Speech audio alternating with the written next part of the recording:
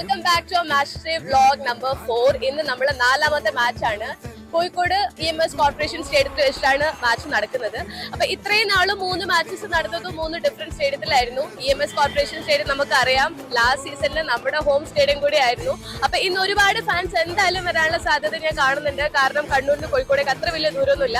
Team ഇപ്പൊ ബസ്സിൽ കയറി കഴിഞ്ഞു. ടീം ബസ് ഇവിടുന്ന് പുറപ്പെടാൻ പോവാണ്. അപ്പൊ നമുക്കിനി സ്റ്റേഡിയത്തിൽ എത്തിയിട്ട് കാണാം.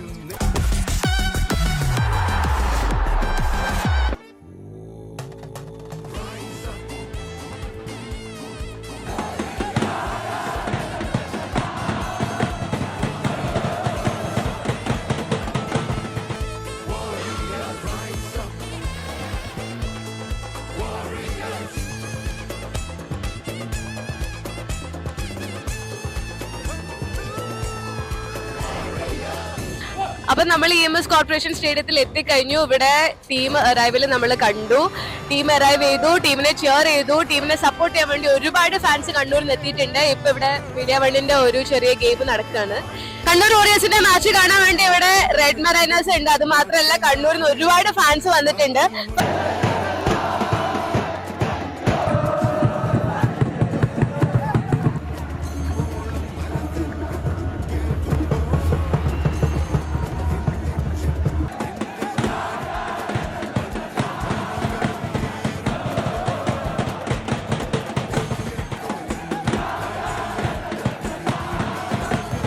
ഫസ്റ്റ് ഹാഫ് കഴിഞ്ഞു. കാലിക്കറ്റ് FC ലീഡ് ചെയ്തിട്ടുണ്ടായിരുന്നു. പക്ഷേ കണ്ണൂർ അസിയർ ഗോമസിന്റെ ഒരു കിടിലൻ ഗോള്,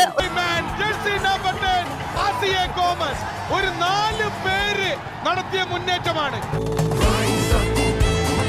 ഒരു ഇക്വലൈസർ കഴിഞ്ഞിട്ടാണ് നമ്മൾ എനർജറ്റിക് ആയിട്ടാണ് ഇവിടെ നിൽക്കുന്നത്. അപ്പൊ ഫാൻസിന് എന്താണ് ഫസ്റ്റ് ഹാഫ് കണ്ടിട്ട് തോന്നിയത് നമുക്ക് ചോദിച്ചു. ഇനിയൊരു കംബാക്കിനാണ് സാധ്യത കൂടുതൽ. 2-1 കംബാക്കോട് കൂടി കണ്ണൂർ ജയിക്കുന്നതാണ്.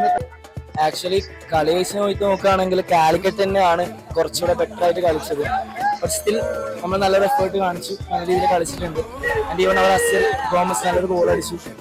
ആൻഡ് സെക്കൻഡ് ഹാഫിൽ നല്ല ഹോപ്പ് ഉണ്ട്. We will come back a really good play. പിന്നെ സാഡ്നേറോ ഇറങ്ങിയിട്ടുണ്ട്.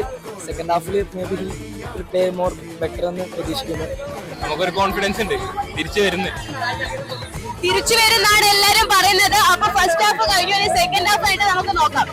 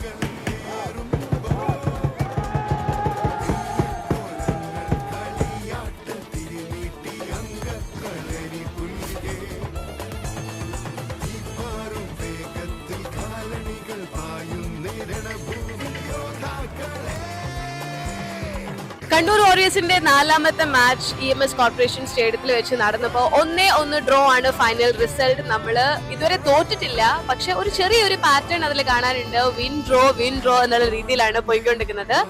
മാത്രമല്ല next match is going to be in our home stadium on 7th of November. So stay tuned until then. Thank you so much. Bye.